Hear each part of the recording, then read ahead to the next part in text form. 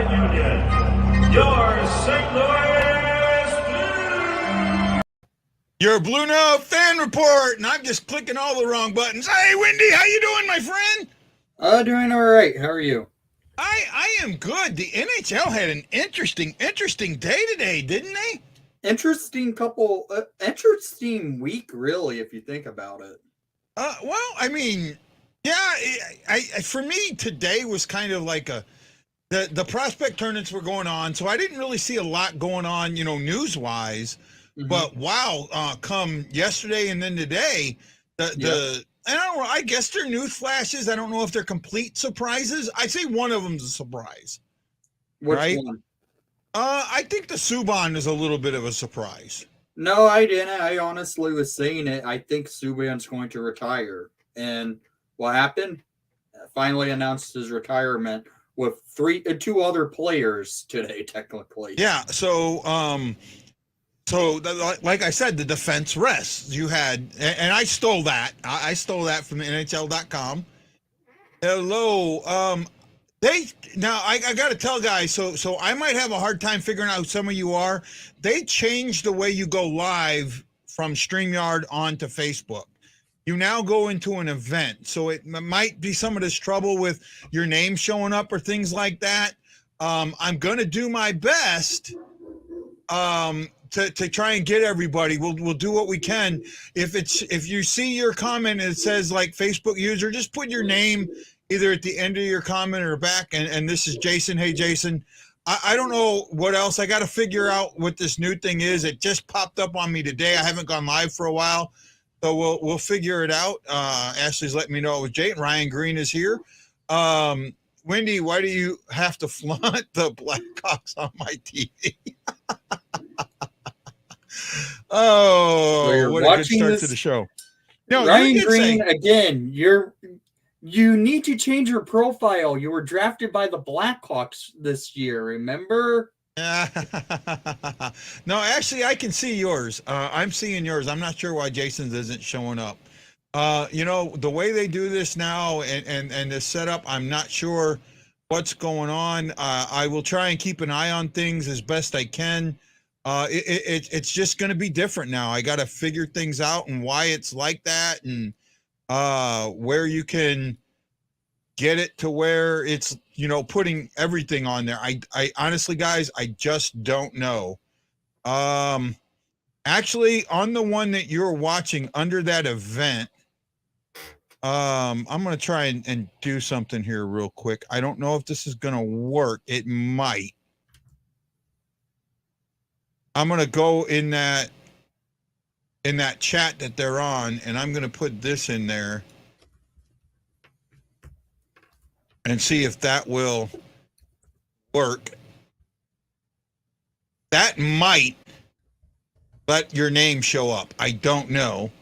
We'll see. I tried that. If you see it in that message, check my messages. I will do that. I'm trying to do everything I can.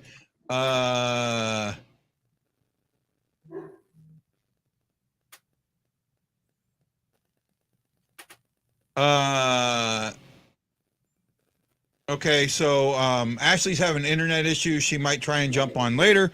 Okay, so there we are. That's where we're kind of at right now. I'm going to do the best I can with getting everybody. Oh, Tanner's back. Tanner, welcome back. We missed you very, very much. Thank you for being back. Ryan says he can't get over the betrayal. The Blues not drafting him. What if McCain was the same age as MacKinnon when he get $12.6 million contract? We'll talk about that in a little bit. I think on the front end of that contract, that's okay. On the back end, that's going to kill him. He's 29 now, right? Hang on. I don't think he's 29. I think he's still... He's been in the league 8 years. 27. 27, okay. He just turned 27. So that contract takes him, so it doesn't start this year, it starts next year when he's 28. So that contract takes him all the way to 36. Right? 36. On the back end. Now, I haven't looked at the details of it yet, so I don't know. Think about this. MacKinnon's finally getting paid what he's deserved. He's had the most cap-friendly contract in the NHL for years, and now he's finally getting paid. Yeah, but I mean, I still think Chicago's in for or not Chicago, the Avalanche. They are in for a stiff dive, a cliff dive, right? Exactly, Steven. It's basically like how Kane and Tays signed their contracts. They were about that same age when they signed theirs. This I know is John Hefner because he's been telling me he has a question for us that he wants us to argue here in a bit. So we'll wait for that to come up. So first of all, I said the defense rest, and that was Subban, Yandel, and Chara. Now Zandel's kind of the one that's interesting, right? Yandel's the one that I thought the guy still had time in him. Also, the thing with Yandel is, he's right now the Iron Man. Not anymore. He's technically not the Iron Man. Well, no, he holds the record. Yeah, he doesn't. The thing is, he was not the active Iron Man because stupid Mike Yeo benched him at the end of the season. So but he holds the record. The current active Iron Man, and that's is Phil Kessel. And he wasn't that far behind him. He was only like 30 or 40. He should pass him this season, right? He's going to. Yeah. Because Phil Kessel only is, I think, 17 games away from hitting 1,000 consecutive games played. Yeah, he was close. Right? And you're right. Yao benched him and ended that, and I don't know why. Mike is an idiot. That's why. So who is going to play with Parayko? Well, Scandella wasn't going to play with Parayko anyways. I think Leddy plays with Parayko or Mikkola plays with Parayko. Right? I think Falk and Krug play together. You have Leddy with Parayko. And then you have Bortuzzo, Mikkola, and Brunovich on that last line. Right? That's the way I am. That's the way I am with that. Wow, 13 people watching today. This is actually kind of nice. I kind of was able to invite a lot more than I normally do, but we're seeing a lot more on YouTube. So I appreciate that, man. Let's keep this going. Hopefully I'm not getting punked again, but we'll see. Falk and Krug, Leddy, Parayko, Mikkola, and the rest will alternate, in my opinion. Ryan, I'm right there with you, but I think I would not put Falk with Krug on the same D pair. They did it last year and it worked pretty well.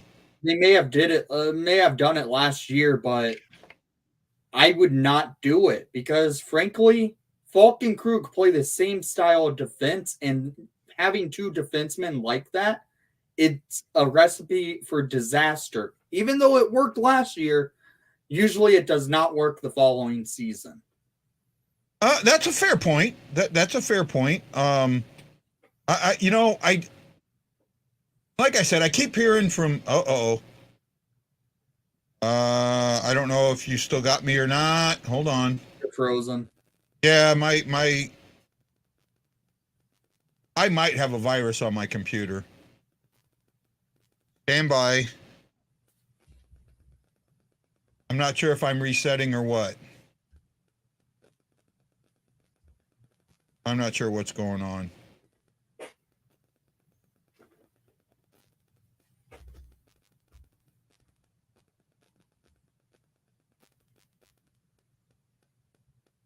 There we go. I'm back, I think. Still frozen. Yeah, I'm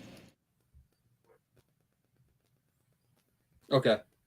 Okay, yeah, no, I might have a virus on my computer, I think. Uh-oh. Something's messing my computer up. I just don't have the money to take it in and get it cleaned up right now.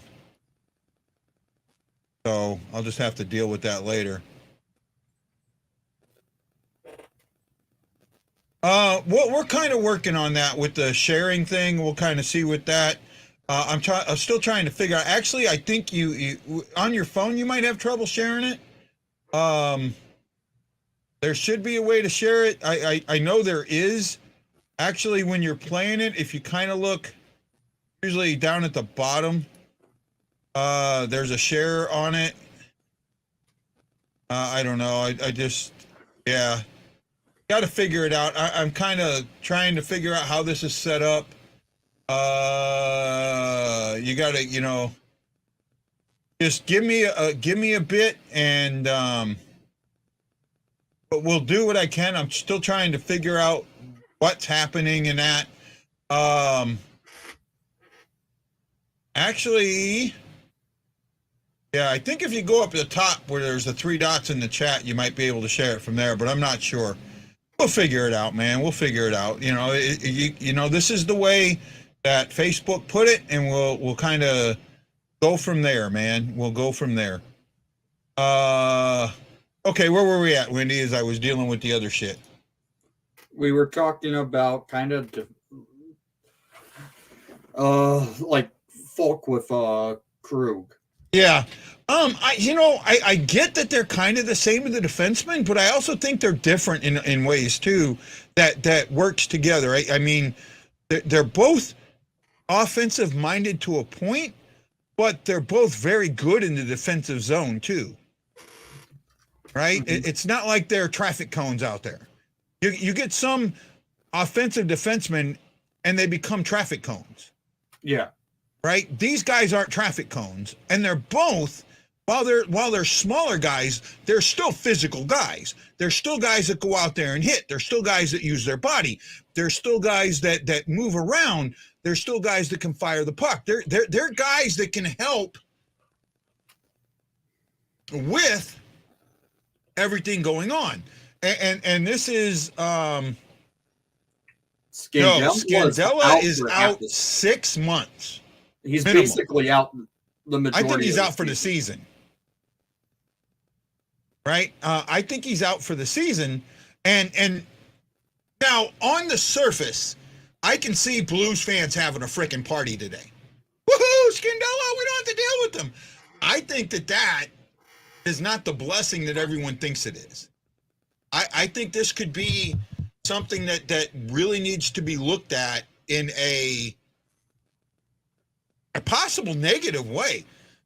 I was talking to Ryan Green today a little bit about this, and he brought up Scandella, and he makes the same mistakes, and I don't think he makes the same mistakes, but they get amplified because people don't like him. And I know you're not a fan of Scandella.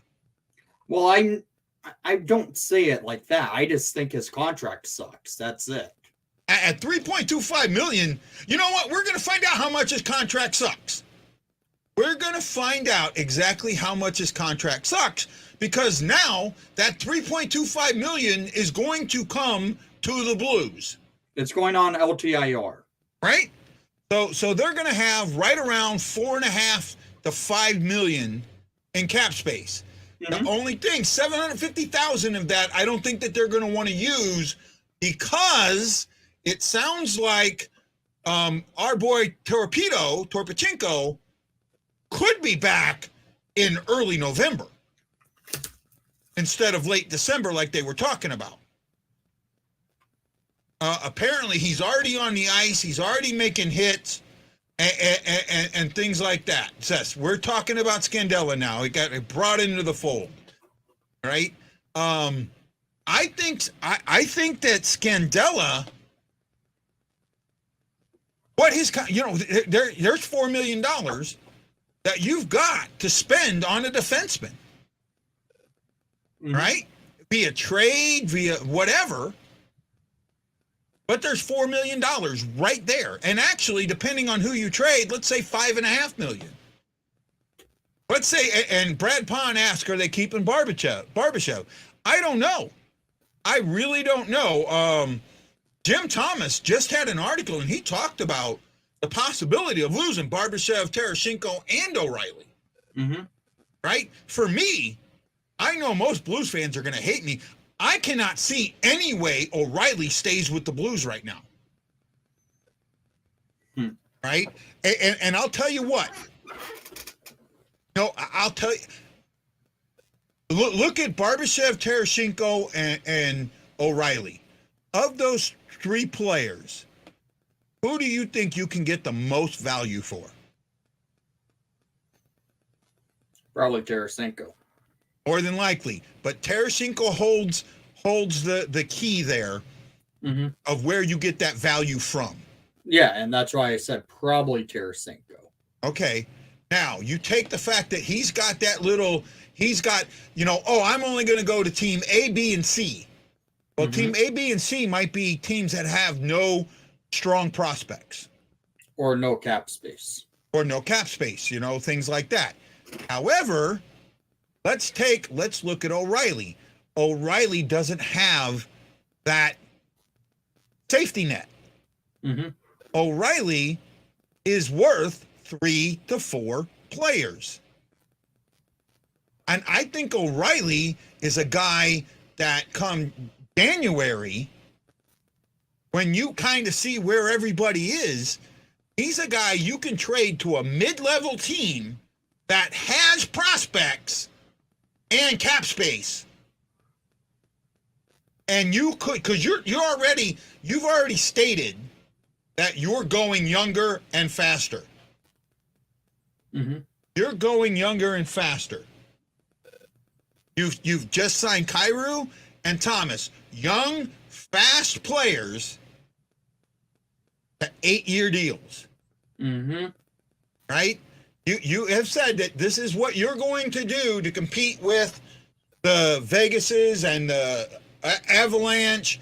I wouldn't put that up against Vegas just because Vegas is old, they are injured, and they are slow. If you look at that team skating, it's probably one of the slowest teams on the NHL.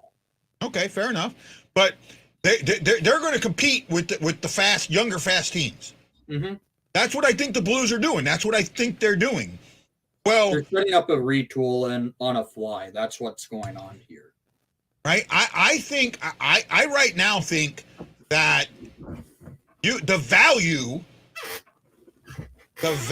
really is in O'Reilly more than it is Tarasenko. Because if you trade Tarasenko, let's say that, let's just throw out some of the teams that you think Tarasenko is going to go to, right? I'll tell you where he's not going to go. He's not going to go to Buffalo. He's not going to go to Chicago. He's not going to go to Montreal. He's not going to go to Seattle. He's not going to go to who's another bottom feeder? San Jose. I wouldn't say Seattle's a bottom feeder anymore. They won't be this coming year. They're going to be better, but they don't have that. They have some of that young talent, but not enough of it, I think. They're going to be a lot more competitive than they were last year. A goaltender like Philip Grubauer is not going to be as bad as he was last year. No, he's not. That was a historically bad season.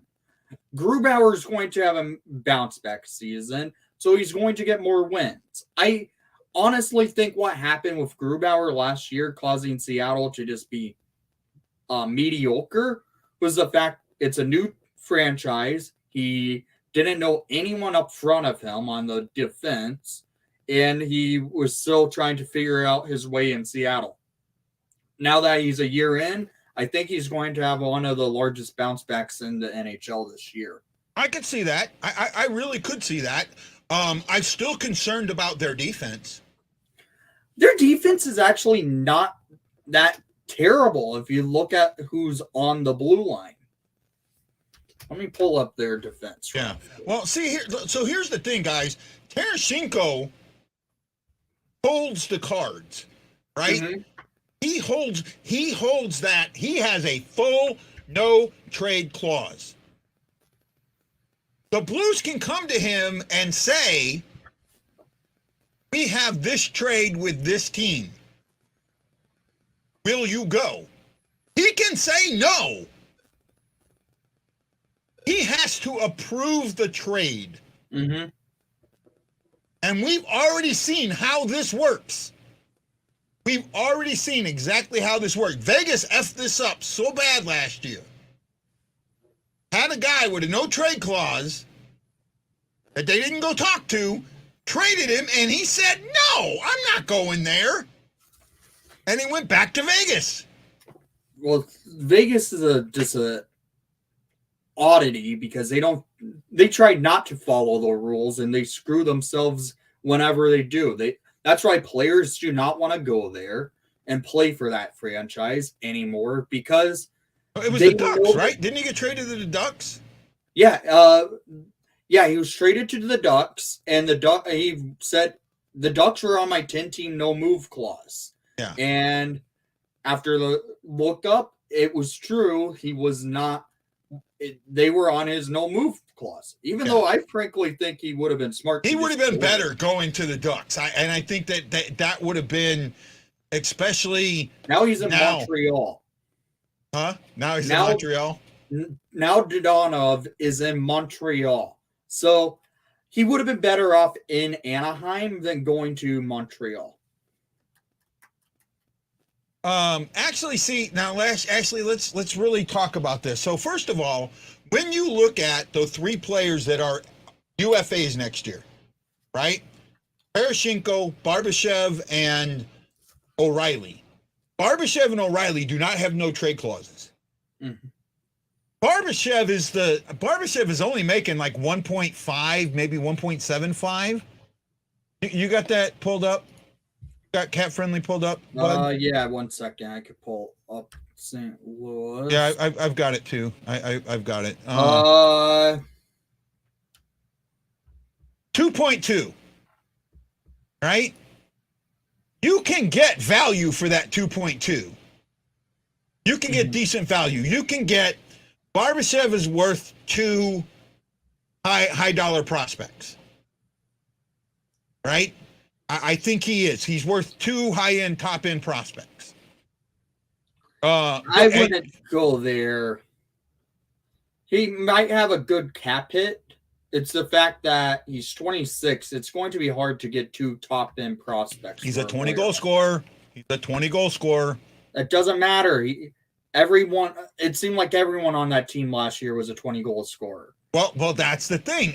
The fact that they had 9 20-goal scorers really helps the selling of Barbashev, of Tarasenko, of O'Reilly, the UFAs that they have, the ones that matter. They have Noah Akari is a UFA. Josh, is it Levo or Levo? Josh Levo. They're 1-year deals, no big deal. Mikkola becomes a UFA next year, but he's a guy that I can see the Blues absolutely signing. Yeah. Right? I don't see the Blues letting him walk at all. Right? And because you know what? You can get him right at what the 1.9 he's got now. I could see you signing him for just right at that number. Mm-hmm. Maybe 2 point. Maybe he signs at Barbashev's number. I'll tell you what the signing today of MacKinnon tells me, and other signings that the extensions that are happening. The 8-year. There's a bunch of these 8-year extensions happening. Mm-hmm. Guys sign. Every GM sees that cap going up $4 to $5 million next season. And if I remember correctly, they were projecting it to jump that much after this coming season. It's got to jump that much. If it doesn't jump that much, there are a lot of teams in trouble. Yeah, there's a team right now. I'm saying I will pull it up right now. Dallas. They have a 40-goal scorer and Jason Robertson. Yeah. They can't sign him. Yeah, they're not going to. They've got to sign him now. They can't. They have no cap space to sign Jason Robertson. A 40-goal scorer right now in the NHL is making $9.5 million.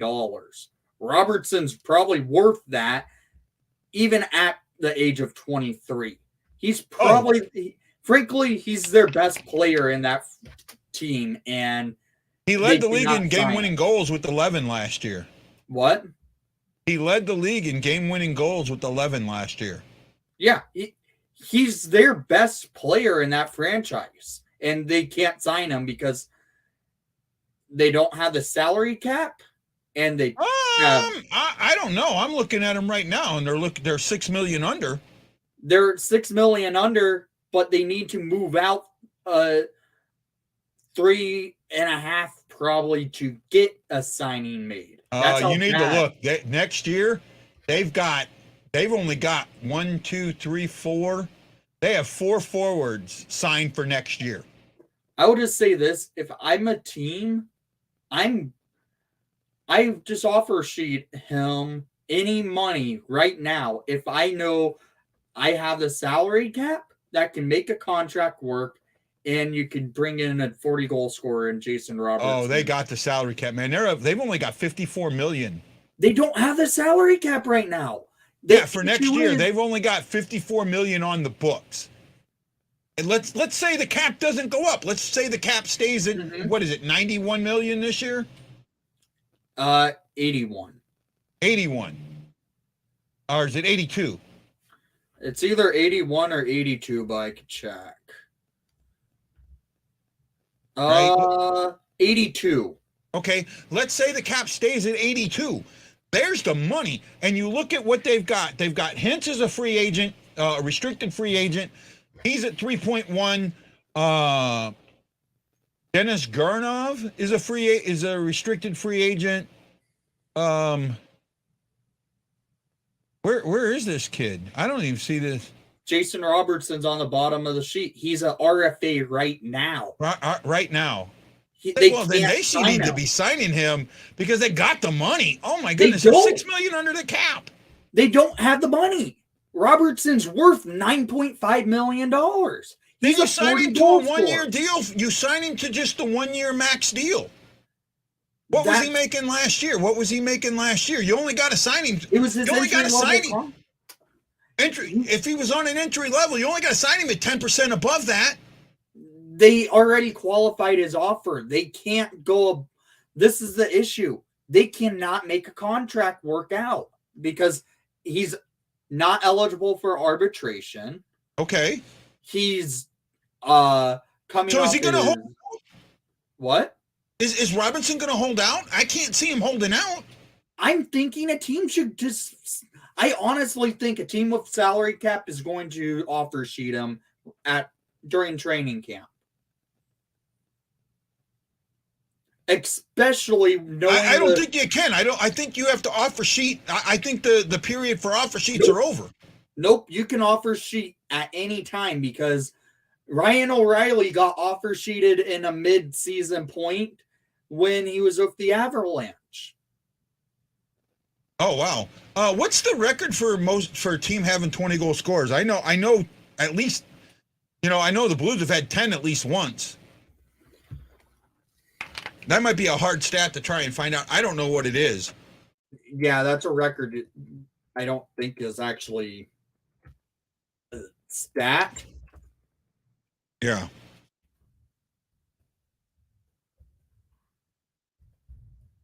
I would think the number would be somewhere around 11 to 15. 11 by the 78 Bruins. Are you guys talking? I'm not sure who this is or what they're saying. Strange interview. One guy has a. Shitty. The record for the most 20 goal scorers on one team is 11 by the 78 Bruins. Okay. All right, there we go. So 78 Bruins. The Blues were close. They had 10 once and 9 last year. So Hawks came close before too. So yeah. That's interesting. So, yeah, I still can see the Blues having 7 to 8 20-goal scorers this season. I don't know about it. You don't? I don't think so. You have how many goals did Brandon Saad put up for you last year? 20-something. Here's the thing with Saad. He has one great year and then he falls off the next and then comes back the following year. I don't think hold he's on a going second, to put bud. up 20 again this year. I actually think Saad will. I think Saad's going to be on the top line. I think that line of Saad, Shin, and O'Reilly, if that's a top line or a second line, either way, I think that that's a line that puts up lots of points. I'm pulling it up now. Okay, There's so no Brandon Saad. Saad put up 49 points with 24 goals and 25 assists in 78 games. For a plus I just know 11. how Brandon Saad is, and he's always a player that has one stellar season and then falls apart the next. Like, hold on. So I'm pulling up Saad. Yeah. Okay. So let's look at Saad's 12-13, he had 27 points. 13-14, he had 47 points. 14-15, 52 points. 15-16, 53 points. 16-17, 53 points. Then he kind of dropped. 17-18, he dropped to 35 points. Then 18-19, he went to 47 points. In 19-20, he went to 33 points. In 2021, he went to 24 points, but that was only in 44 games. He probably projects out to if it's 56, he probably projects out to that same number, that 33 number. Because he had 58. He had that 33 and 58. I'm just saying, I know how Saad is. He's very frustrating when it comes to every other season type of play. Like, I don't know, man. I'm looking at his numbers, especially he was 50. He was a 50-point player for 3 straight years. Yeah, but if you think about it, those were those 3 seasons. He was on the 2014 Blackhawks. That Blackhawk team should have won the cup, frankly, but okay. It was a deep roster that was moving the puck so much and getting players in front of the net, and that's how Brandon Saad got most of those goals and points in that season. In 13-14. And 13-14, yes. I was the second year in the NHL. He had 19 goals. He had 19 goals and 28 assists for 47 points. Yes. And then he followed that up in the cup year in 2015 with 52 points. Yep. The thing with Saad, he gets so snake bitten after one season of stellar But the next play. season, he has 31 goals for 53 points. He gets 1 more point, but has 8 more goals. Yeah. He drops off in assists, and then he hits 24 goals. I don't see what you're – I mean, if I look, I can see a little bit of what you're saying towards the end, but I look at the end of this, and I look at the teams that he had. So he's on the 17-18. So his last decent season was 53 points on the 16-17 was that Blue Columbus? Jackets. Is that Columbus Blue Jackets? Yeah. Okay, on the Columbus Blue Jackets. Then it goes to the 17-18 Blackhawks, and that's when the Blackhawks just started effing the bed. I'm just saying this. Then in 18-19, another season that the Blackhawks don't make the playoffs. Playoffs? Yeah, they don't make the playoffs. And he's got 47 points on a bad team. He rebounded that year because he was on a line with Kane and DeBrincat. And then in 19-20, he still has 33 points on another bad team. 19-20, the Hawks actually were a competitive team. They didn't make the playoffs. Yes, we did. Technically, we did. No. Yeah, no, you were the 24th team in the league. You were the last team in. Yeah, you're just complaining because you guys sucked in that playoffs. We crapped in the playoffs, but we got further than you did. We still won games. You guys weren't winning because you had an overrated goalie. Bennington is not overrated. He had COVID. He's overrated. Just admit it.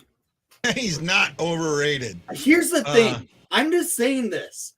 Brandon Saad is a frustrating player to watch. I've watched it for years with Saad, and you're going to learn it this year. You get you get your first great season with him, and the next year he's like snake bit. He may be putting up the points, but he's not producing the way you expect him to. He is a frustrating player when it comes to his play. Maybe we'll see it. I don't think so. I think that you look at the quality that he has around him. He's got better quality around him than he had when he was doing that for you guys. He had higher quality with us. And he was scoring 53, and he had 50 points for 3 years in a row. There were seasons in quality, and he was a crap player. Are you saying that his quality of players from 2013 up to 2015 were lower quality players? No, those St. are the years that he had that points. I'm talking, he had 50 points for 3 straight years. It's after he leaves, when he plays with lower quality players, that the numbers drop. I just know how Saad is. He's a frustrating player when it comes to after a good season. You think he's going to do more than what he's doing. Trust me. You'll find out this year. We'll see. I don't think so. I think Saad came in. I think Saad has found a place. And I also like that he can move lines. I think he can help the first line or the third line. Let's say Kyrou gets put up on that first line, and he drops to the third because he's not dropping to the second. That second line's not changing. If any line is not changing, it's a Thomas Tarasenko, Bushnavid's line. That line's not changing.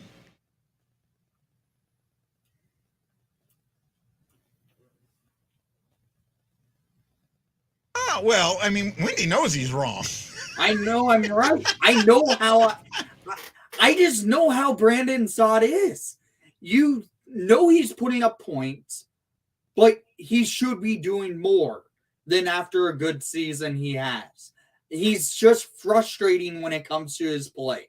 Trust me, I know where it is with Saad. I've seen it for years. It's going to start showing for St. Louis. He had his first year with St. Louis was great. I would say that. And then you're going to expect more from him, and it's going to be a lot more frustrating. We'll see. I'll say that. I'm not going to completely disagree with you. I'm going to say we'll see. Hey, Charles Jenkins, Brad Pond, thanks for those thumbs in the air. We really appreciate it, guys. Don't forget to do that on Facebook.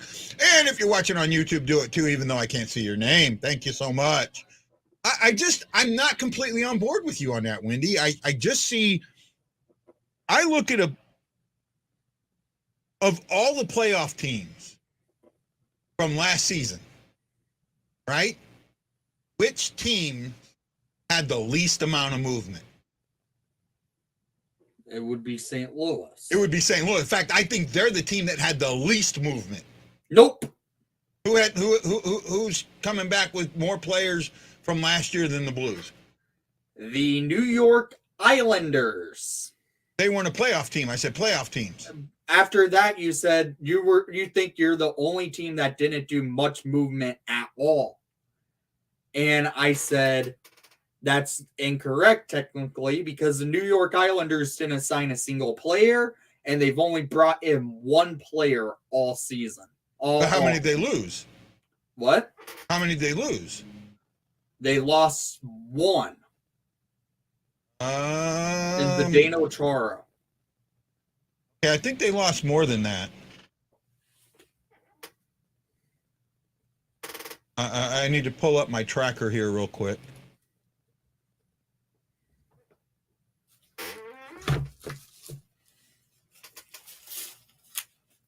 The New York Islanders were the team that did the least amount of work in the offseason. Didn't they have? I thought they had a big trade. They made one trade with the Canadiens, bringing in Romanov by trading the 13th overall pick, and the Canadiens flipped that 13th overall pick for Kirby Dach.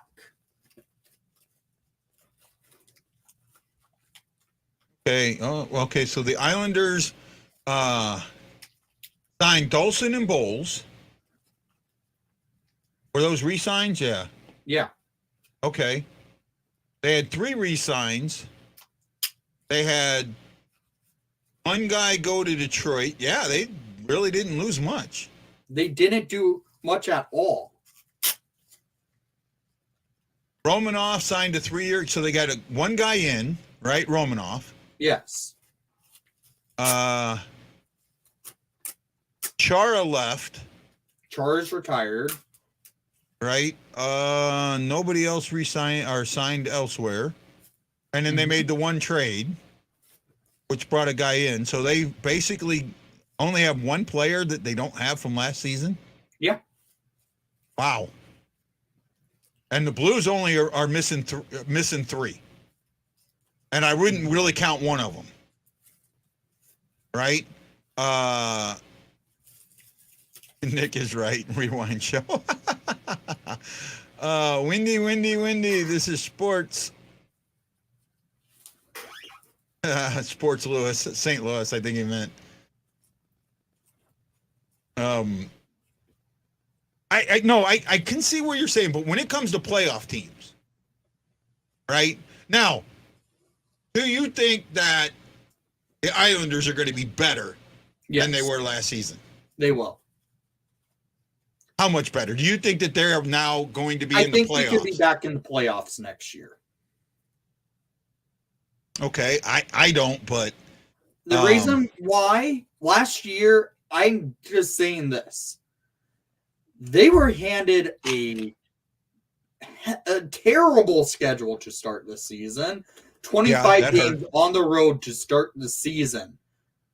And then COVID riddled that team midway through by the NHL not letting them shut down operations for just a little bit to just get players back to healthy enough to be eligible to play. So they were playing AHL players at points when COVID was going through the league and shutting down stuff. And the Islanders were still having to play with AHL players on that roster, basically. So yeah, this is what about Witowski moving? I don't think Witowski's an NHL player, right? I don't think he's jumping ahead of Prunovich or even Kessel. And Kessel, now the Baby Blues were not very impressive in the prospect tournament, with the exception of Kessel.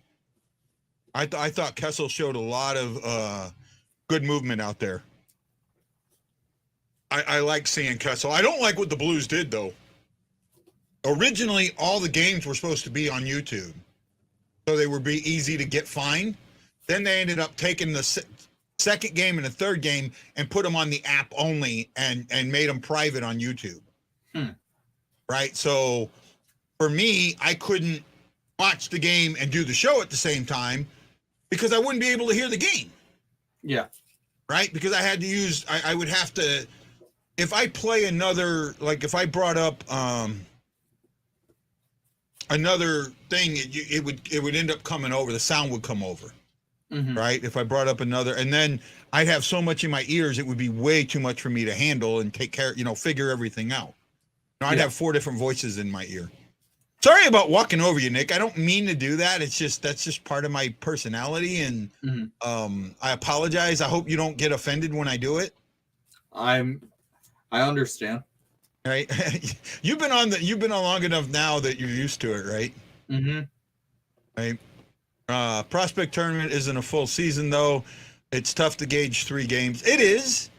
I do admit that. And I also think the ice was smaller. No, the ice is NHL sized. You know what? I don't think so. It did not Travis feel like City that. has NHL sized ice. Okay. Or they would not be playing there. Gary says hi to everyone. That is that's our buddy Gary Younger. Chris got to talk with him, and Gary's just a great guy. I was expecting Neighbors to be better. Neighbors didn't play in that tournament. Oh no, he did. Actually, he did play in that tournament. Take that back. He did play in that tournament. I guess Boldu did all right. Wish the Russian goalie would have gotten a game or even some backup. I agree with that. I would have liked to see Zarenko in there. They didn't think he was even ready to play in that tournament. And that's concerning to me. Did you guys win a single game in that? Yeah, we won. We beat the Maple Leafs 8-3. Well, that's easy to beat the Leafs. They don't have a freaking they don't have really any good prospects in their pipeline. I can see that.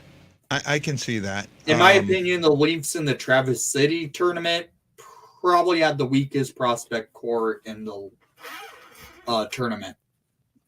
Yeah, no, Ryan says maybe it was the cameras. Well, part of it is, the ice. When you see a NHL size arena, you're also seeing all the seats around it. When you take that same, and again, look at what they're doing in Arizona. They're putting it now in they're putting that same ice in a 5,000 seat arena. So obviously it's going to look different. Mm-hmm. Right?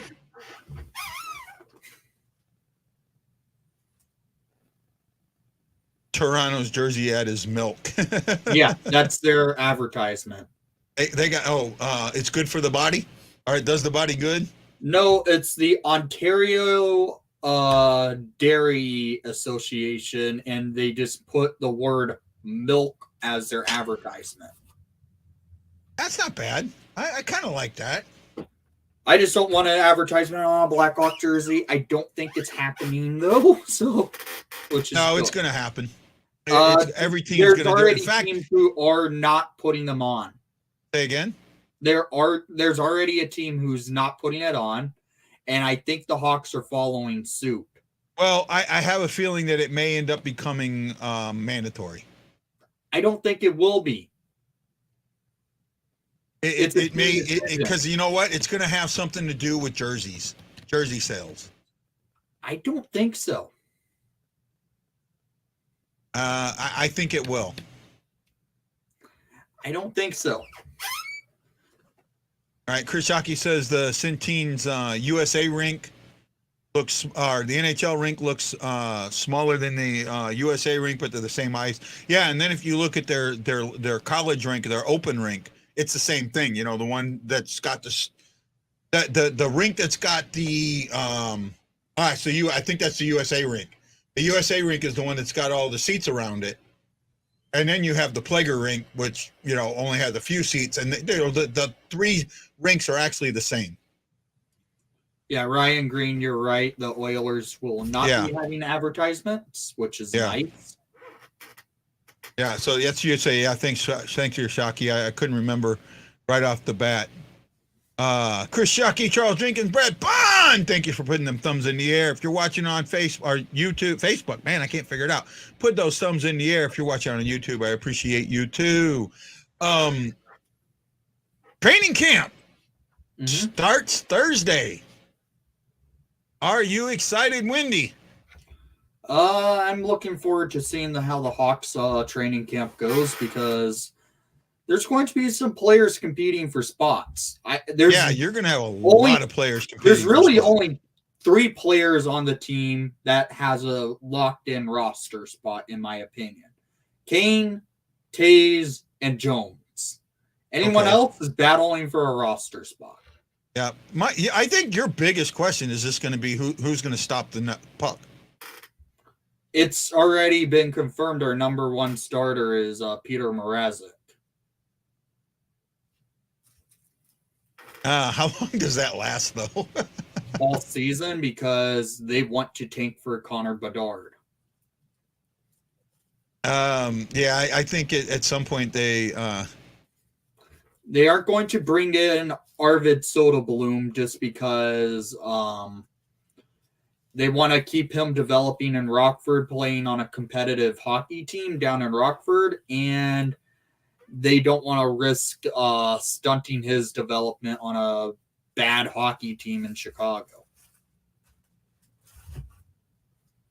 Let's see. This says, and this year St. Louis has D. I think, Division I hockey. Yeah, okay. I misread that. Well, Scandella is not Ray, I mean, I think that's ready. Well, Scandella's out 6 months to a year. It's probably Right. out this season. They said, you got to remember, they said reevaluated at 6 months. And wasn't it a hip surgery? Yeah.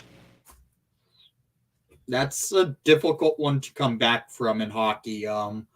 There's players who've come back from it, but it's a difficult one. Like Brent Seabrook, he had to get double hip surgery, and he was never able to return after that.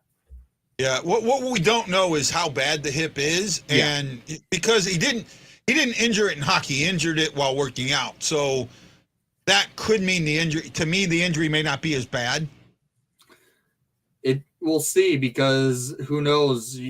His hip could have been wearing out with playing hockey, because your hips do that in hockey. Yeah. Ryan says it seems weird that the surgery is being done now. Why not? Well, it happened in August. So when it probably first happened, they thought they could rehab it.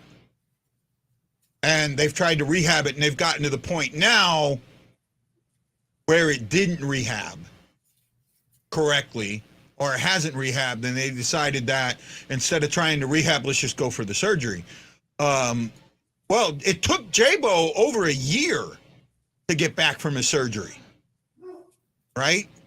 It took him a while to come back from that surgery. He did come back, but it took him a while. I remember when I interviewed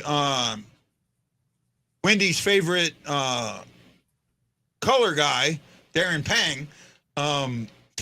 Guy sucks. when they when I interviewed Darren Pang, he talked about knowing that hip was so bad that J-Bo couldn't go to his left; he had to always go to his right. You know, so but it took him a while. Wendy went away. Wendy's mad. Wow, 11 people watching it. I'm pretty impressed. You're not mad at me anymore, Wendy? No, I had to do something real quick. Oh, no issue, man. I'm joking with you, bud. You know that. Yeah, I had an argument with someone saying he didn't miss any time. No, he missed time. J-Bo missed time. I remember that. And then when he came back, he was not. He was not good. In fact, I might have to pull up Hockey Reference. I don't think I have them up right now.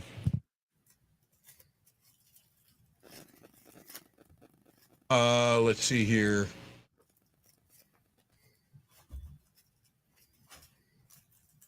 See if I can find Mr. Bouwmeester.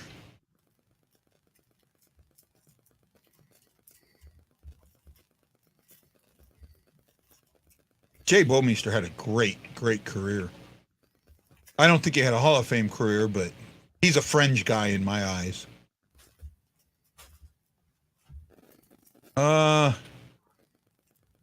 Yeah, well, 17-18, he only played 35 games. So, yeah, he missed time. Right? He missed time, and it was in somewhere in 18-19 towards the middle of the season that he first started coming back. Right? So, I do remember that. He did miss time. He missed time in 17-18. And I can kind of look at the game logs and maybe figure it out. Look at his game logs, but I'm not really. Do you think Bouwmeester's a fringe Hall of Famer? I don't even think he's close to Hall of Fame potential. 1,204. Now a defenseman now. Yeah, I know he's 17 years, 1,240 games, 88 goals, 336 assists, 424 points, 635 penalty minutes.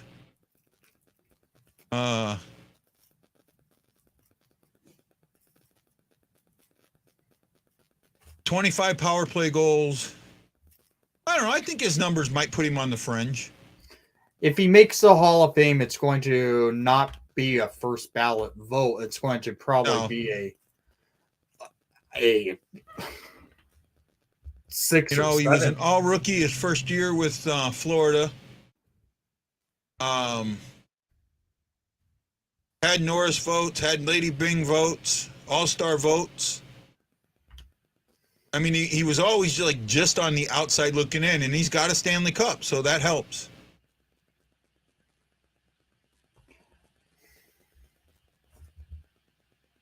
That helps. So you never know.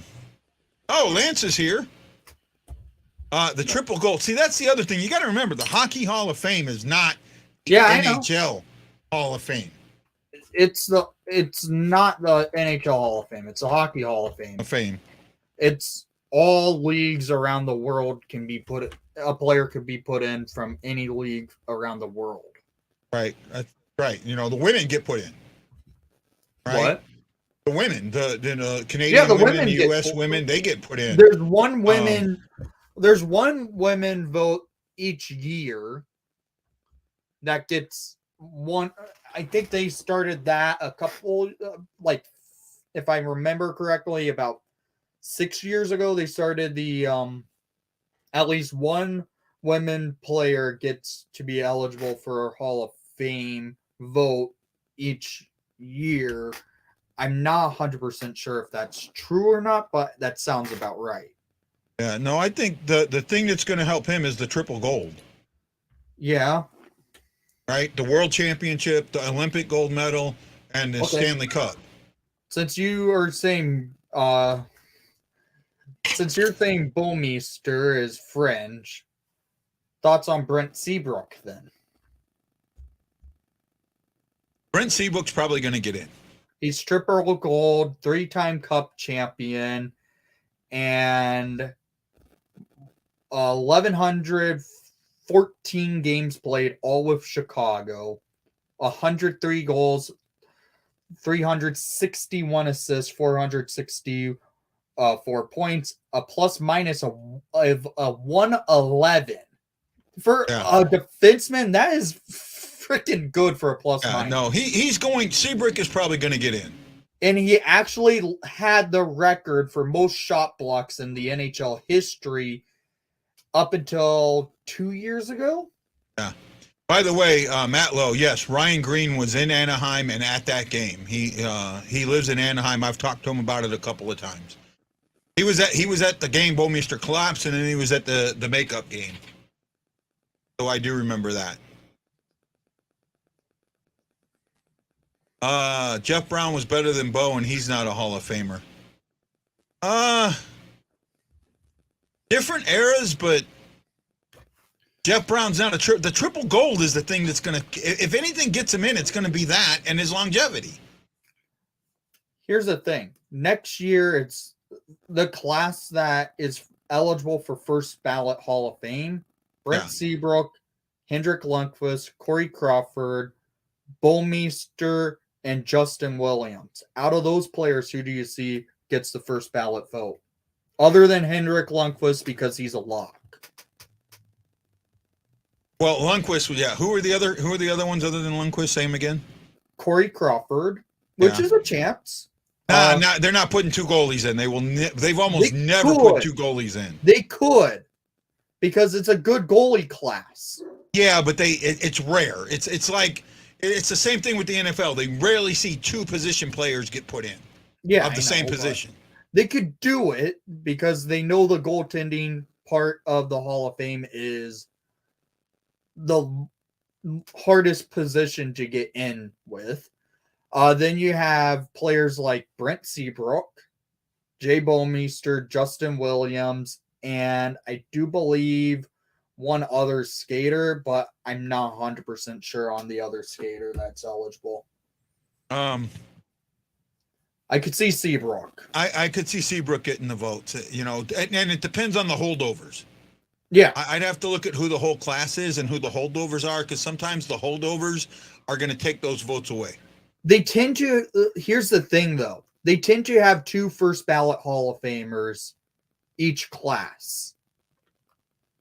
They can. They tend to. That's what I'm saying. They tend to have two first ballot Hall of Famers each class. And that's why I'm thinking Seabrook and that first ballot kind of eligibility. I could see Seabrook and Lundqvist being the two first ballots. And then on the probably a second ballot Hall of Fame vote, since I'm shocked he did not get first ballot. Hendricks Do you think Zetterberg. Yandel gets in the Hall of Fame? I don't think so. Right? He doesn't have the 'Cause- hardware. He doesn't have the hardware, but he had the Ironman record. That's about it.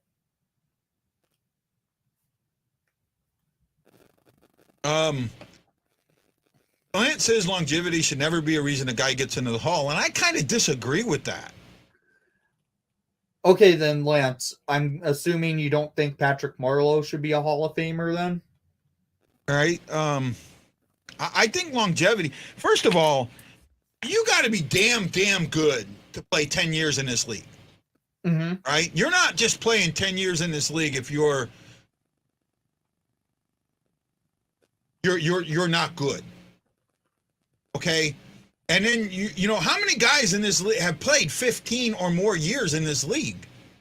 I think only a few have played 20. Well, Chara just came off his 25th year. Yeah. Right? I mean, and Chara's going to go in. Chara's a first ballot, no doubt. But a player like Patrick Marleau, his points, if you look at Patrick Marleau's play, he had a lengthy career, actually really strong career if you look at how he was able to do it. He missed one season because of the full season lockout, and he was an Ironman for the longest time. Up You until said Patrick Marleau, right? Yeah, Patrick Marleau. He has the record for most games in the NHL. Most he games played in the just got that, NHL. right? What? He just passed He did that 2 seasons ago with the San Jose Sharks. 1,779 games. Yes. Right? 23 years.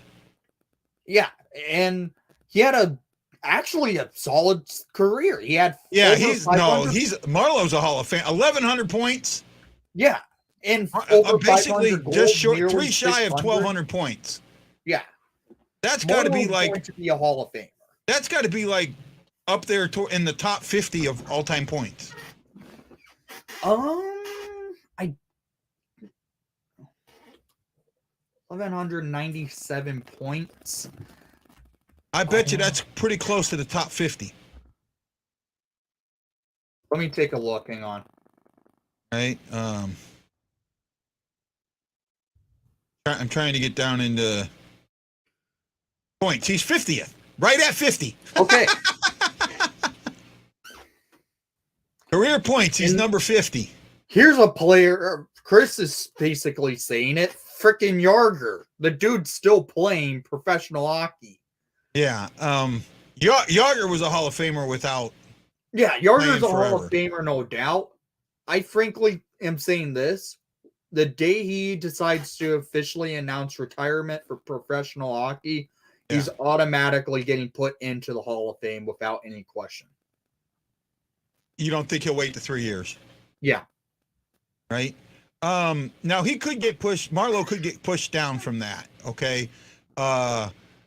Patrick Kane is right there at 1180. Evgeny Malkin's got 1146. Those are 2 active players that are right there in that 1100. Kopitar at 1067. That's a maybe.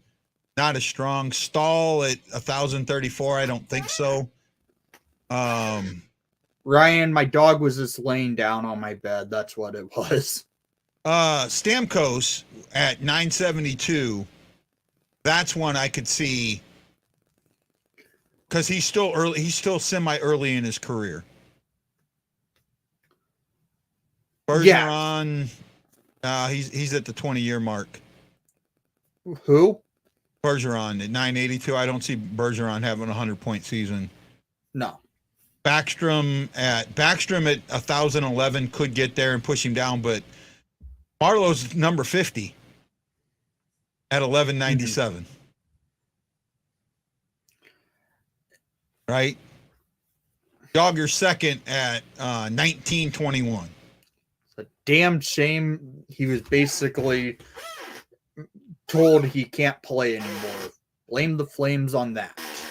Yeah. Well, Otherwise, I think Jogger would still be playing in the NHL. Do they hold the rights of him or something? What? Do the Flames hold his rights? No, they basically they signed him and then bought him out. Uh-oh, we're in for some fun now. Hey, Lance, man. Hey. Well, I mean, I got to argue with you a little bit. I do think that longevity does have something to do with whether or not you're in the Hall of Fame. Like I said, just play. How many years did Roman Polak play in the NHL? I honestly, I couldn't tell you off the top of my Because head. he played a long time in the NHL. Does that make him it may go into with points and stuff, but there have been plenty of average pedestrian guys that have played 15 years in this league that are just decent players that have no business being in the Hall of Fame. Polak only played 13 years. That's still a long time. 14 years. That's a long time. And and to be honest with you, Marlowe's last 5 or 6 years, they weren't good. They weren't great years. There's guys that played 15 years in this league. Marlowe's in the top 50 in points. That probably could have played. There's guys in this league that probably could have played 5 more years and gotten more points, but they didn't. It's about quality over your whole career. If you have 10 really good years and you have 6 decent years, does that make you a Hall of Famer? No, it doesn't. Okay, and that's fair, but when you have a guy that has 1,100 points, he's 50th overall. If I look at that list, if I went and looked at that list again, how far would I have to go down before I find a player that wasn't in the Hall of Fame? He played 20 years. That's 50 points a year he averaged. 50 points a year is not great. Hold on. So I'm going down the list now, and I'm looking at players that are retired, right? Retired, not currently playing, because obviously they're not in. But going down the players that have retired, I don't find a player. You know who the first player that I come to, not in the Hall of Fame, and he played 20 years. He's number 34th, and you brought his name up earlier. He's 34th on the all-time points list. That's Pierre Turgeon. Yeah. Tell me this. Pierre Turgeon, in my mind, had a better career than Patrick Marleau did. He was a much more skilled player, all-around player than Patrick Marleau. If you're going to put Patrick Marleau in, you damn as well better put in Pierre Turgeon. That's my point against Patrick Marleau. It's not the fact he wasn't a good player. It's not the fact he was a very good player for 12 or 14 of those 20 years. The fact is you've got other guys that were better overall than Patrick Marleau that will not get in. It's the same as Joe. Okay, let me ask you this. Joe Thornton has played since I was in diapers, it seems like. Okay. There's pictures of him at the Gettysburg Address with Abraham Lincoln.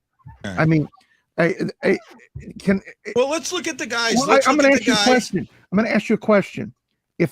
Joe Thornton, would you say he's an all-star the last 6-7 years of his career? No. The first 13, 14, 12 years of his career, yes, a very good player.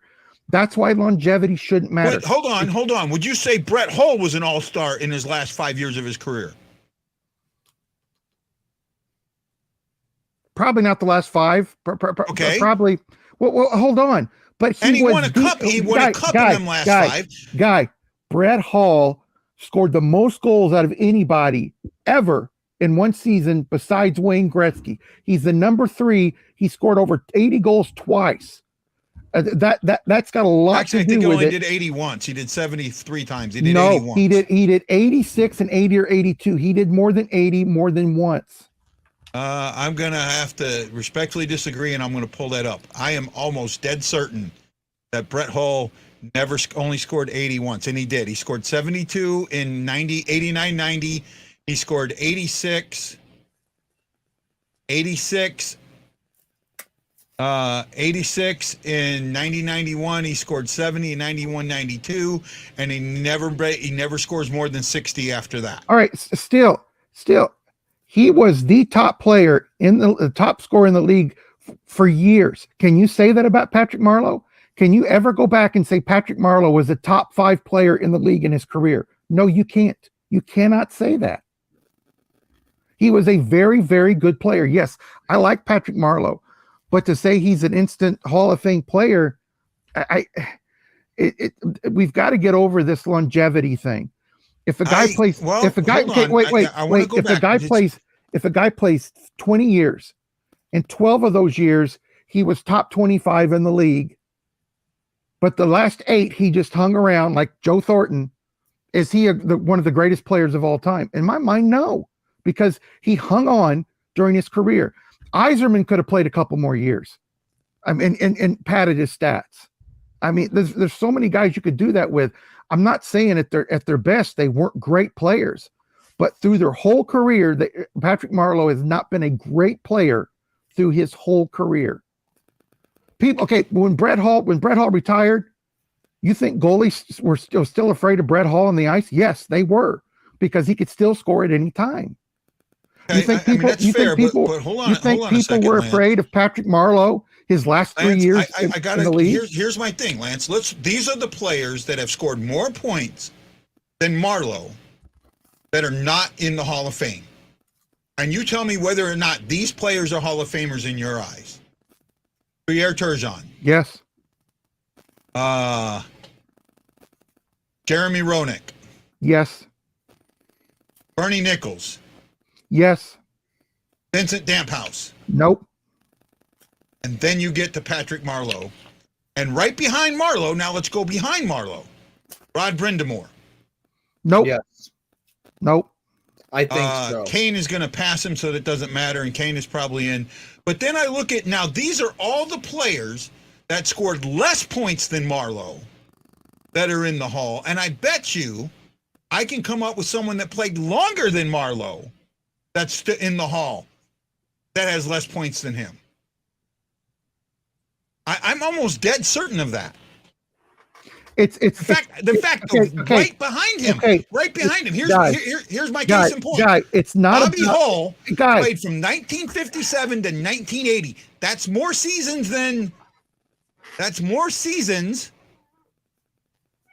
than Marleau played, and probably more games than Marleau played, and has less points. We get stuck on points, and I'm going to tell you this right now. It's not how many points you score in a 15-year career.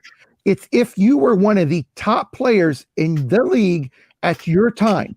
Patrick Marleau was not and is not. Bobby Hull was. Pierre Turgeon was considered a top 2-3 center in the league when he was in the league. Patrick Marleau has never been considered a top 5 player in the league. Never. Okay, hold on. I might have a slight argument with you here on that. Got to give me a second. My computer's being stupid on me. It's throwing pop-ups that I don't want. I'm not saying Patrick Marleau won't get in. What I'm saying is he shouldn't get in because he played 20 years. Okay. He was in his rookie year. He was 6th in Calder voting. Okay. He's been as high as 3rd for the Lady Byng. Guy, Lady Byng. He's been 9th. He's been 9th for the Hart, 9th for the Selke. Lady Byng trophies have nothing to do with scoring or being a top player. It's being Oh, actually, no. See, I will argue with that. The Lady Byng is the most genuinely skilled player. No, it is not. No, Guy. It's basically where it shows if you are not taking penalties. That's about it. Hold on. I want to read the player who exhibited the best type of sportsman and generally combined with the highest standard of playing ability. Okay, the highest standard of playing ability doesn't mean you're great. You can have a high standard and play well, but you're not great. Lady Byng is not for the best player. And the Calder is for the top rookie because he was number 6 in voting for the rookie doesn't make him top 5 in the league. I need to see if I can find the history of the Lady Bing because I know some of the names that have won it. Yeah, Wayne Gretzky won it, but he didn't win it because of his skill. Brett Hull won it. Pavel Demitra won it. Yeah. Those are guys that they won it because of their professionalism on the ice, and they didn't go out and be goons and kill They're people. skilled players. I guarantee you, if we look at the Lady Bing history of the Lady Bing, we're going to find nothing but skilled players that won that trophy. Bullshit. You're not going to find one bum that won that trophy. Guy, is Demitra going to go down as one of the best players of all time? No, never. He's not even in the breath of it. Demitra was a highly skilled and with the top of the league. He was at the top of the league while he was playing. Oh, God. The Lady Bing trophy is not for your scoring. It's never been, this guy's won the Lady Bing because of his scoring. He won the Lady Bing because he didn't have very many penalties. He didn't go out and kill people. That's the main thing for the Lady Bing. Why do you think it's called Lady? You don't call a guy a lady if he's a top. It's called Lady because the person that donated the trophy was called Lady because she was a royal. Yeah, and it's for the guys that are it's for the guys that show the most sportsmanship. With being a lady. It's for the guys that show the most sportsmanship. It's not just sportsmanship. Guy, because Brett Hall won it had nothing to do with his points. It was because of his sportsmanship on the ice. Let's run down this list. Let's go backwards. Last year, Kyle Connor. Oh, Hall of Famer. No, I'm not saying that, but Kyle Connor. Actually, see, they're not showing points. They're just showing games played and penalties. Kyle Connor, Jacob Slavin, Nathan MacKinnon, Alexander Barkov, William Karlsson, Johnny Gaudreau, Anza Kopitar. Jerry Holder. I don't know who that is. Look at their penalties, guy. Look at their penalties. O'Reilly. The Lady Martin Bing is St. about Louis. penalties. Martin The Lady St. Bing is about penalties. Ryan Campbell. Oh, Ryan Pavel Campbell, he's a Hall of Datsyuk, Famer. Brad Richards. Brad Richards, he's a Hall of saying Famer. that these are not skilled players, are not high-end players. I'm saying they won the Lady Bing because of the way they played on the ice. It's got nothing to do with points and assists. How many of these players that I have mentioned are mediocre players? Lance left. Say again? Lance left. I'm sorry. Lance left? Mm-hmm. Hopefully he didn't get mad at me or it's something that. Well, I kind of have to agree with Lance on that one. It's the fact the Lady Bing is not for the skilled players. It's for the player that shows most gently sportsmanship on the ice by not taking the stupid But you penalty. still have to. It's not. If let's say that last year a player like Dakota Joshua played 80 games and only had one penalty. Joshua's not winning the Lady Bing. Will be in the running. I guarantee you, with his numbers, he wouldn't. He would. Right? Hopefully Lance comes back. Hopefully he's not too mad at me. I think it might just be a thing. He might not be feeling good, but hopefully, when you guys were talking, I was looking at stats. So Lance, if you're there, I'm sorry if I upset you, my friend. Oh, here we go. I wish I knew who said this. I need to know who said this because this is Erickson Krieger. Blues D in trouble this year. Perron leaving. I just don't see this team being as good as last year. You are absolutely, buddy, if you are still there, no. No. And Tarasenko has been in the running for it in the past. He has been in the running for it for the past. I think he finished the third one year. Right? It's usually considered with higher up guys because they don't get penalties. The skill is important to it, To sit there and say that the guy that wins the Bing or isn't part of the Bing is just because he doesn't take penalties is wrong. You have to have that skill. I still think Marleau, longevity counts. Right? And you look at you go to his hockey reference and you look at all those numbers. Those to me are Hall of Fame numbers. That's just how I feel. Marleau is a Hall of Famer. I do agree Marleau's a Hall of Fame caliber player. He's going to be a Hall of Fame. He will get most votes because of how he did play by longevity, but where Lance is coming from, he was never viewed as that top-notch player in the NHL when it comes to just by hardware status. Well, but see, that's what I was trying to get at. You go look at his voting. He was always in there getting voted for the Selke. He was in the top 10 of the Selke at least 3 times. Right? That's what I was getting at. I was looking at those things, and he was in the top 10 in the Selke voting, in the top 10 of the Hart. He was in those numbers. Right? Got to see if I can get this to where I can pull over and see it.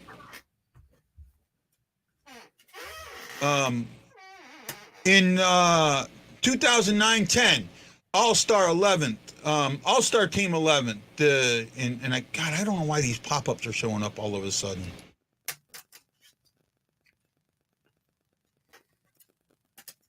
The NHL All-Star Team 3rd, Lady Byng 6th, Hart 9th, Selke 8th. Right? Selke 9th, Hart 17th. This is the year before. Byng 4th, All-Star 13. You just look at this. And a lot of them were the Byng after that, but he was one of those guys that was getting votes for the Selke and for the Hart. Mm-hmm. So to sit there and say that he wasn't, and it's just longevity is the only thing. No, I'm sitting there looking at this, and you go look at his, some of his number. I mean, you go down appearance, leaderboard, and award. 3 All-Star games. Career games played first. Career NHL goals, 23rd overall in career goals. 2 seasons in the top 10. Career assists, 631, 81st overall. Points, 50th. Right? And you start looking at some of these numbers. Goals created, 7th. Goals created career, that's for a season. For a career, 43rd. Career NHL, 25th. Power play goals, career, 33rd. Game-winning goals, career, 7th. Hat tricks, 3 seasons in the top 10. I mean, I'm just looking at all these numbers, and these aren't, when you're talking, how many players have played in the NHL and he's in the top 100? That's an elite status. And that's not just longevity that gets you to that elite status. Mm-hmm. I think that's what I'm trying to get at. Right? To sit there and say that he's not, I disagree. Right? You look at this. I don't know. I see your points, and I don't see your points. Right? I see both sides of it. I really, really do. Right? Is there a trophy for who gets the most penalties? No, there's not. Just saying lower skill guys have higher penalty minutes. So yeah, skill guys.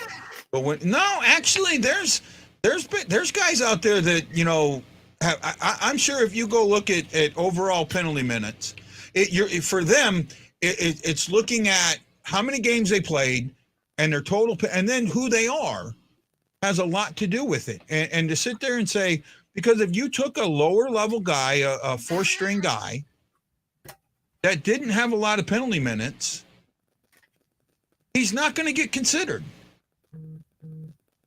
Right? Just playing 80 games, I think, just play. If you played 80 games and had 10 points, you would not get considered for the Lady Byng. Let me pull them up. Hang on.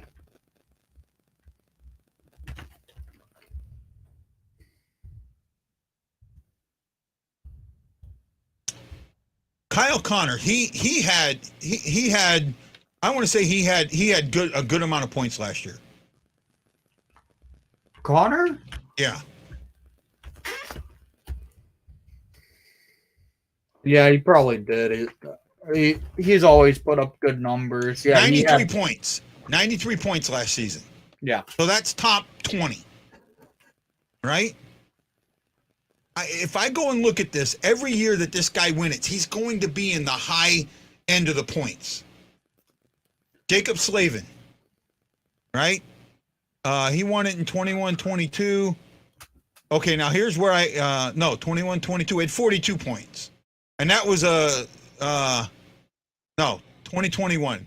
So in 2021, he won it, and this is where I fall. He only had 15 points, but he only played 52 games.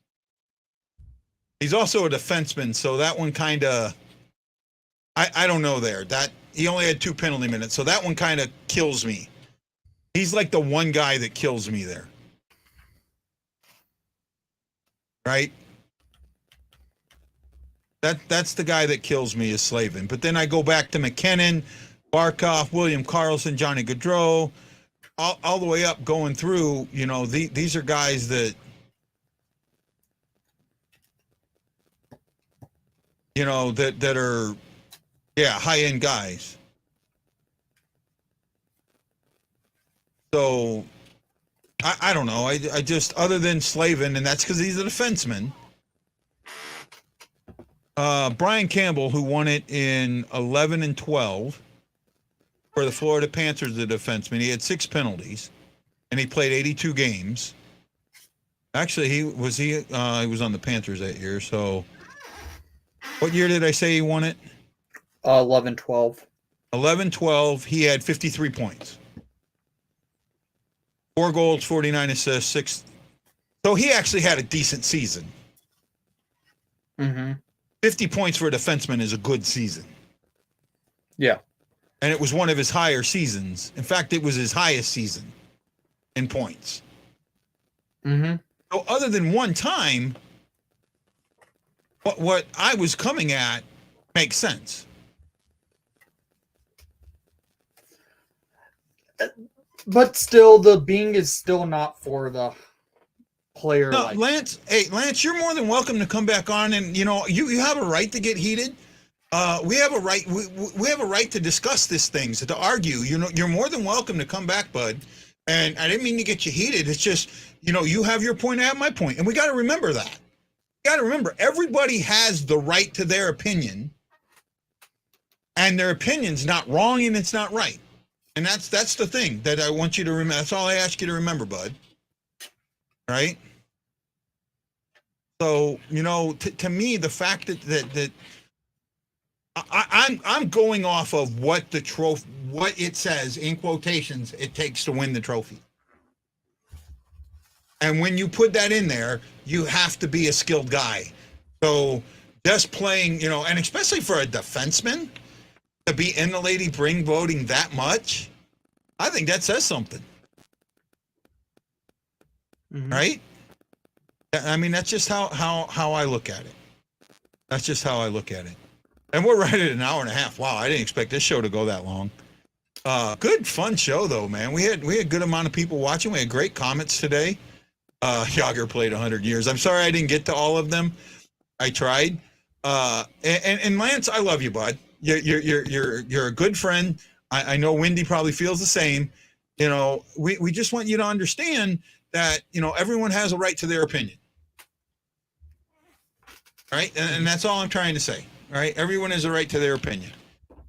Good show, man. Are you ready for when would you guys start training camp on Thursday? I think we start Friday. Friday? When's your first preseason game? Next week sometime. Oh, wow. Well, like the Blues start on Thursday and have a preseason game on Saturday. Yeah, our first preseason game, I could pull it up right here. I have it on my phone. Hang on. Yeah, we play you guys next Tuesday. Okay. For our first preseason game. The Hawks don't like having many preseason games. They've always had some of the least amount of preseason games in the NHL. Like, We play a total of We play a total of 6 preseason games, and they're always spread out.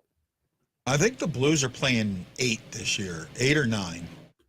Yeah, the Hawks have always had like 6, maybe sometimes even 5. Give me a second. I'm gonna look it up. I know they play the first one on. I know they play the first one on Saturday in Arizona. They have 8. They're playing Arizona? 8, so we're only playing 2 more than you. What teams do you play in the preseason? We play you twice. We play Arizona once. Play the Blue Jackets twice. Play the Stars once, or play the Stars twice, and play the Minnesota Wild. Yeah, we play Detroit, Minnesota, and you. Right. Yeah. So that surprises me. I'd like when they do these preseason games. I'd like to see them play more teams out of their division than teams in their division. We're only playing one team out of our division. You guys don't, other than the Jackets. Yeah, we're playing the Blue Jackets. Everybody else is in division. Yeah, for the Hawks, they play Detroit because that's ever since Detroit left, the NHL made sure to keep at least 4 games of play between the Hawks and Wings in a way to do it. That's so in the preseason they get 2 games in the preseason each year. Yeah. I mean, I could see that. I could definitely see that. Well, a good show tonight. Look forward to tomorrow. I'm pretty sure I'm going to do a show tomorrow. Okay. Bally App is the only place to watch Saturday's game, and because I'm not in zone, I'm not going to be able to watch it. So I also have an appointment that Saturday at 2:00. So when the game's going on, I wouldn't be able to watch it. Might get home and get to watch some of the back end of it. And like I said, Lance, you're always welcome on the show, bud. Don't and no hard feelings. Please don't take it. I'm not having any. You're always welcome back. All right. We're all entitled to our opinion. Well, Wendy, again, like I said, thank you for joining us tonight. I hope you have a wonderful night, and I'll see you next time on the Blue Note Fan Report. Aloha!